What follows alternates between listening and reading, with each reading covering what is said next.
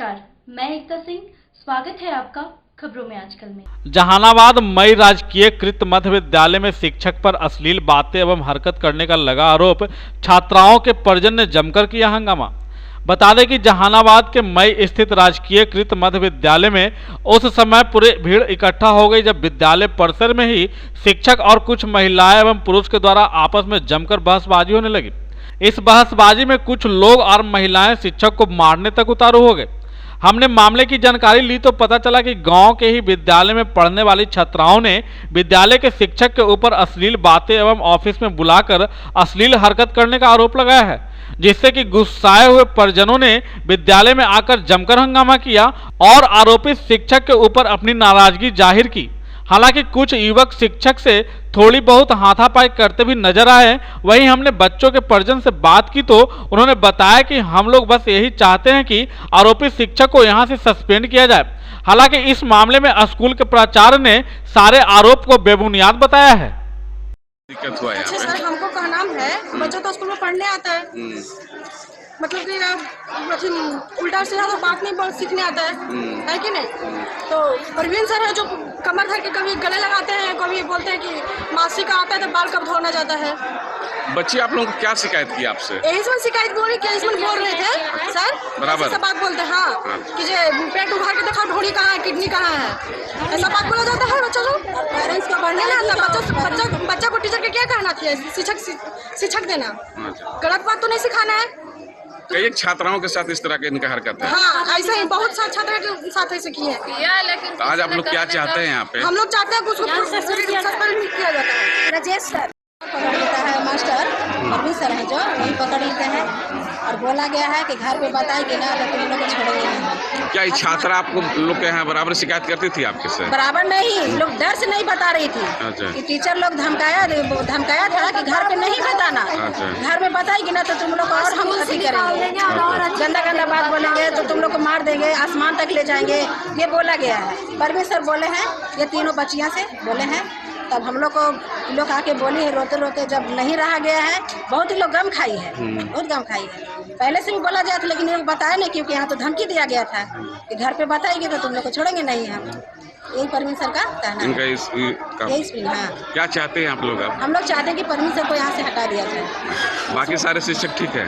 बाकी सारे टीचर को हम नहीं बता सकते, जिनका हम शिकायत सुनो उसका हम शिकायत कर रहे हैं। एगो राजेश सर है, एगो प्रवीण सर है और कौन सर है, रितेश सर। ये आरोप बिल्कुल बेबुनियाद है सर, इसमें कोई दम नहीं है। ये लड़कियां जब से तीनों आई है तब से इस तरह के हंगामा और इन लोगों का व्यवहार गलत रहा है। क्यों, काके किस लिए? हाँ, क्लास टीचर लोग हमेशा इस बिंदु पर कहते रहे हैं कि ये लोग का जो गतिविधि है स्कूल में ठीक नहीं है। हम लोग बार बार सभी टीचर सभी मैडम लोग समझाते रहे, लेकिन ये साजिशन ये सब आरोप लगा रही है कि ये लोग प्रेशर दे रहे हैं कि जब सुधर जाओ, ऐसा करो, ये ठीक नहीं है। ये साजिश सब रचा जा रहा है सर। तो क्या इनके गार्जियन को आपने बताया कि आपके? जी हाँ, क्या बताया? गार्जियन को बताया। पिछला बार 30 तारीख को मीटिंग हुई थी, 30 तारीख को मीटिंग हुई थी जिसमें माननीय सरपंच साहब, माननीय मुखिया जी और वार्ड सदस्य सभी गणमान्य लोग आए थे। वहाँ भी इस बात पर चर्चा हुई, उन लोगों के बीच में इस बात पर चर्चा हुई। अब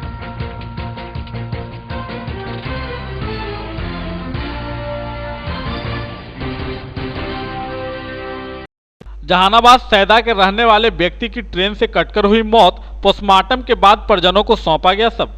बता दें कि जहानाबाद के मुठेर गांव के समीप एक मजदूर की ट्रेन से कटकर मौत हो गई, जिसके बाद स्थानीय लोगों ने रेल थाने की पुलिस को सूचना दी तो स्थानीय थाना ने शव को कब्जे में लेकर पोस्टमार्टम के लिए सदर अस्पताल ले आई। वहीं मृतक की पहचान सैदा गांव निवासी के रहने वाले एक मजदूर के रूप में हुई है, जो कि पटना में मजदूरी का कार्य करता था।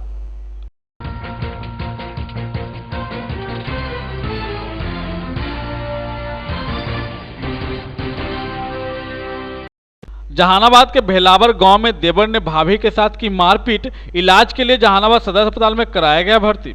बता दें कि जहानाबाद के भेलावर गांव में एक चचेरे देवर ने अपने भाभी के साथ मारपीट कर दी है, जिसमें कि घायल भाभी रश्मि देवी को इलाज के लिए जहानाबाद सदर अस्पताल में भर्ती कराया गया है। घटना के संबंध में घायल ने बताया कि देवर काजू दास ने अपनी भाभी को पड़ोस में हो रही शादी में जाने से मना किया था, लेकिन उसकी भाभी चली गई थी।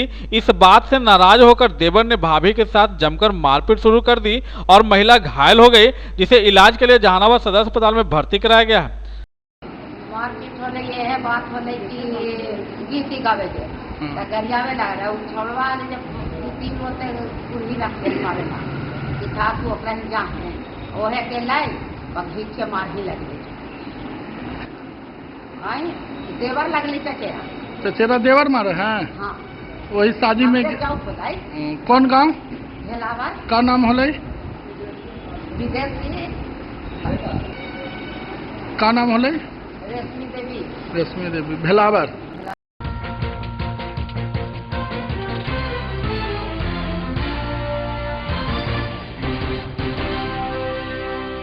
जहानाबाद के सकूरगंज मोहल्ले में 5 लोगों को पागल कुत्ते ने काटा, एक बच्चे को सदर अस्पताल में कराया गया भर्ती। बता दें कि जहानाबाद के सकूरगंज गांव में एक पागल कुत्ते ने आतंक मचा रखा है, जहां की अब तक 5-6 लोगों को कुत्तों ने काट लिया है और कई बकरी के बच्चा को भी काटा है और आज एक बच्चों को काटा तो उसे इलाज के लिए जहानाबाद सदर अस्पताल में भर्ती कराया गया है। बच्चे को कुत्ता काट दिया, एक कुत्ता कल 11:30 बजे रात से आया हुआ, सभी ने 11:30 बजे रात को आया। इतना परेशानी जो है कुत्ता की जो से मैंने सभी को बच्चे लोगों सबको बकरी को बच्चे को जिसको मारा उसको घूम ले रहा है। कितने लोग के काटी है अभी तक 5 आदमी काट चुके हैं। अभी 2 अभी एक बच्चा अभी हॉस्पिटल से एक बच्चा छोटा बच्चा 3 साल का या 2 साल का हो और एक बड़े आदमी है। टोटल 5 लोग के काटी है। हाँ 5 लोगों को काटा, एक बकरी को काटा है। कौन सा जगह? सकूरगंज। कौन सा थाना पड़ता है? क्या नाम हुआ आपका? हमारा नाम हुआ मोहम्मद मकबूल। बच्चा का नाम क्या है? आरजू।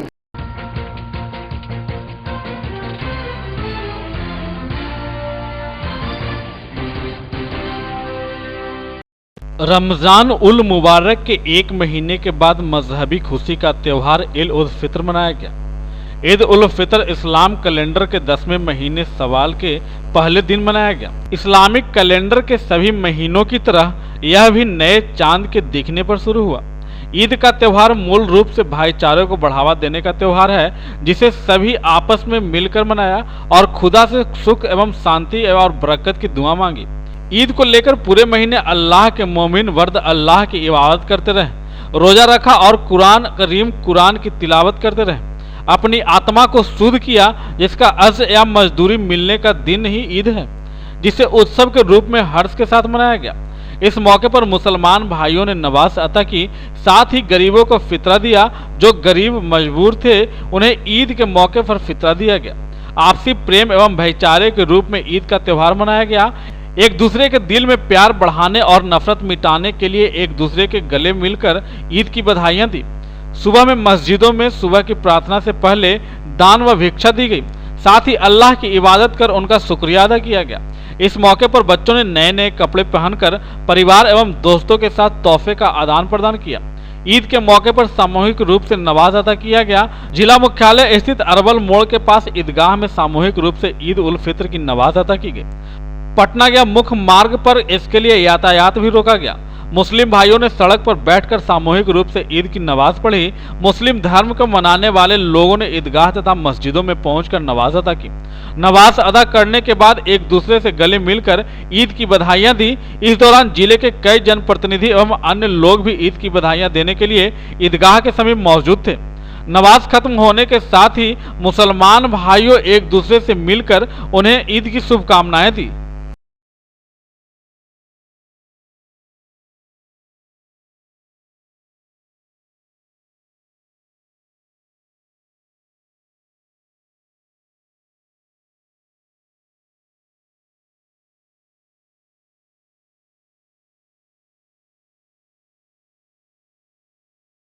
चित्र का पैगाम यही है कि आपस में और एक दूसरे के दर्द में शामिल हुआ जाए। खास तौर पर अपने पड़ोसियों को, अपने इलाके में रहने वालों सबकी तकलीफों में, दुखों में आगे आकर के उनकी हौसला लोग ईद क्यों मनाते हैं? रमज़ान मुबारक के एक महीने की इबादत के बाद अल्लाह ताला ने का ये मौका अता फरमाया है। इसकी खुशी में रोज़ाना नमाज अदा की जाती है। ईद का पैगाम यही है कि आपस में इत्तेहाद और इत्तेफाक हो, एक दूसरे के साथ गला मिलते हैं, मुआलका करते हैं, मुसाफा करते हैं। इसका मकसद यही होता है कि हम एक दूसरे को समझें। कौम से हर तबके का, चाहे वो गरीब हो, चाहे वो मालदार हो, जाति का हो, सब एक जैसा है। एक ही से कोई आया ना कोई बंदा रहा ना कोई। आज ईद है, खास करके यतीम और गरीब बच्चों के लिए क्या व्यवस्था की गई है? गरीब और यतीम बच्चों के लिए इस्लाम ने ये निजाम किया है सदक़े फित्र का, कि सदक़े फित्र निकालो ताकि आज के दिन खास करके इस पोजीशन में गरीब आ जाए तो मांगना। तो अल्हम्दुलिल्लाह पूरी दुनिया में मुसलमान इस बात का ख्याल करते हैं और ईद से पहले का जो हुक्म है निकालने का, सदक़े फित्र का, वो भी निकालते हैं। बाद में भी कोई ऐसे ज़रूरतमंद नजर आते हैं अपनी हैसियत के मुताबिक अल्हम्दुलिल्लाह हम मुसलमान को करने की कोशिश। आज ईदगाह में सामूहिक नमाज पढ़ी गई है। जहानाबाद वासियों के लिए क्या अमन शांति की दुआ की गई? जहानाबाद के तमाम लोगों के लिए ये पैगाम है कि सब लोग एक दूसरे को समझ करके एक दूसरे के त्यौहार की कदर करते हुए और खास तौर से जो गंगा जमुनी तहजीब है उस तहजीब को समझते हुए ही गुजारें और आपस में जो लाइत्तेफाकी दूसरी जगहों में चल रही है, जो शरारती लोग शरारत कर रहे हैं, उसका असर कम से कम हमारे शहर में नहीं।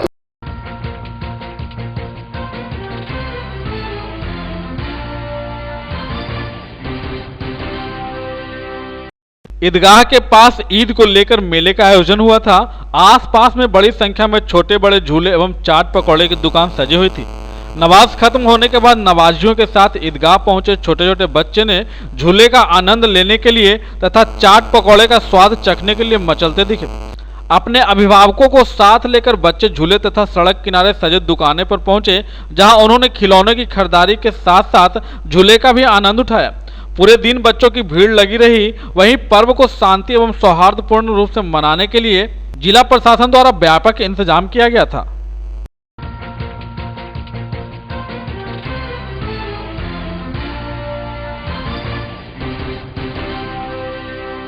जहानाबाद में परशुराम जयंती के मौके पर शहर में एक भव्य शोभा यात्रा निकाली गई, जिसमें बड़ी संख्या में लोग शामिल थे। शहर के स्थानीय गांधी मैदान से शुरू हुई यह शोभा यात्रा विभिन्न मार्गों से होते हुए राजा बाजार पहुंची, जहां परशुराम मंदिर के लिए भूमि पूजन भी किया गया। इस मौके पर शहर के विभिन्न वर्ग के लोग भगवा एवं पीले वस्त्र धारण कर शोभा यात्रा में शामिल हुए थे। वे परंपरागत सनातनी ध्वज कंधे पर लेकर भगवान परशुराम का जयघोष कर रहे थे। शोभा यात्रा की भव्यता को बढ़ाने के लिए बाहर से कई घुड़सवार मंगवाए गए थे। हट्ठे कट्ठे घोड़े पर सवार होकर घुड़सवार शोभा यात्रा के आगे आगे चल रहे थे। उनके पीछे बड़ी संख्या में भगवा ध्वज लिए हुए बाइक सवार भी इसमें शामिल थे। इन लोगों के पीछे बड़ी संख्या में लोगों का हुजूम इस जुलूस में शिरकत कर रहा था।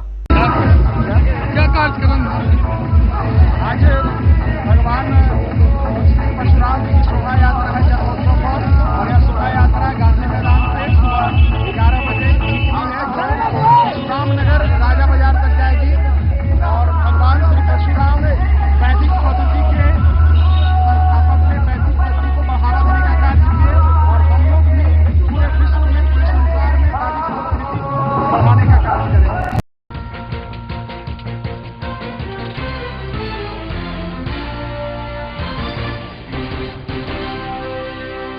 जहानाबाद नगर थाना क्षेत्र के NH 83 स्थित होरिलगंज के पास से पुलिस ने अज्ञात भिखारी का शव बरामद किया है। हालांकि बरामद शव की देर शाम तक पहचान नहीं हो पाई थी। पुलिस ने शव को बरामद करने के बाद विधि सम्मत कार्रवाई कर शव को पोस्टमार्टम कराया है। साथ ही अग्रेतर कार्रवाई की जा रही है। जानकारी के अनुसार मृत भिखारी को लोग पहले भी आसपास के इलाकों में विचरण करते देखा है, जिसकी उम्र लगभग 60 वर्ष के आसपास बताई जाती है। सुबह एकाएक वह सड़क किनारे गिरा पड़ा था। पहले तो आसपास के लोग यह सोचकर छोड़ दिया कि सोया हुआ होगा, लेकिन जब घंटों बीत जाने के बाद वह हिलडुल नहीं किया तो तहकीकात करने पर पता चला कि वह मृत अवस्था में पड़ा है। आशंका व्यक्त किया जा रहा है कि वह किसी गंभीर बीमारी के जद में होगा, जिससे उसकी मौत हो गई।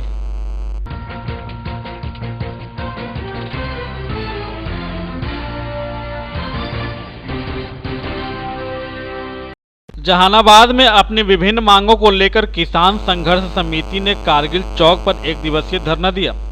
27 जनवरी से चल रहे घेजन से रूपसपुर पुल तथा मुरहरा से सुरही तक सड़क निर्माण एवं मुरहरा में बने अस्पताल को 24 घंटा 7 दिन संचालित करवाने के लिए 96 दिनों से लगातार धरना प्रदर्शन रूपसपुर पुल पर चल रहा है। धरना प्रदर्शन के समर्थन में एक दिवसीय धरना जिला मुख्यालय एसडीएम कार्यालय के समक्ष दिया गया। धरना को संबोधित करते हुए वक्ताओं ने कहा कि समिति छरियारी एवं जय बिघा पुल को लेकर भी 4 वर्षों से लगातार संघर्ष किया जा रहा है, लेकिन पदाधिकारी की लापरवाही की वजह से आज तक पुल में निर्माण नहीं कराया गया, जिससे आए हुए पुल पर दुर्घटना होती रहती है। 5 सूत्री मांगों को लेकर किसान संघर्ष समिति ने जिला अधिकारी के समक्ष धरना प्रदर्शन देकर जल्द ही सभी कार्यों को पूरा करवाने की मांग की है। प्रदर्शन में संगठन के मंजय कुमार सहित कई लोग उपस्थित थे। 96 दिनों से लगातार धरना प्रदर्शन रूपसपुर पुल पर चल रहा है। उसी के समर्थन में हम लोग 5 सूत्री मांगों के लेकर के यहाँ पे बैठे हैं। हम लोगों को सूरी से लेकर के मुरहरा तकला सड़क निर्माण चाहिए और रूपसपुर से घेजन तकला 2 सड़क की मांग वहाँ पर है। एक अस्पताल जो 24 घंटा चालू नहीं हो रहा है, उसके मांग को लेकर के आज लगता 2018 से लगातार अस्पताल बन गया है और उस अस्पताल संचालित नहीं हो रहा है। उसको लेकर के हमारा 2 पुल पहले से बिल्हा में पड़ा हुआ है। एक पुल छरियारी का है, एक जय बिघा पुल है, जो भी अभी तक निर्माण कार्य नहीं हुआ है। 4 वर्षों से उसकी भी निर्माण कार्य के लिए हम लोग मांग कर रहे हैं। इसके बाद जो भी मांग पूरी नहीं होगी तो हाँ, हम लोग लगातार वहाँ भी लगातार संघर्ष कर रहे हैं और जरूरत पड़ा तो हम लोग यहाँ भी आए हैं और हम लोग जगह जगह पर भी आंदोलन चला रहे हैं। पिछले बार हम लोगों ने गया में आंदोलन रखा था। इसी तरह से हम लोग सड़क भी जाम किया है, दुकान भी बंद करवाए हैं। लगातार हम लोग अपने पूरी शक्ति के साथ रोड पर उतर रहे हैं और सरकार, प्रतिनिधि, प्रशासन, सारे लोगों से मेरा निवेदन है कि जो हमारी मांगे हैं उसको जितना जल्द हो सके उसे पूरा किया।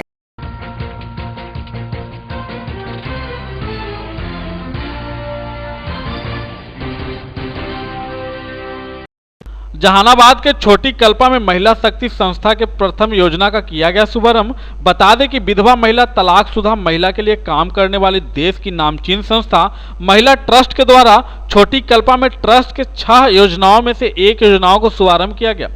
इस मौके पर आगत अतिथियों ने जानकारी देते हुए बताया कि इस योजना अंतर्गत तलाकशुदा एवं विधवा महिला के बच्चों को निःशुल्क शिक्षा दी जाएगी।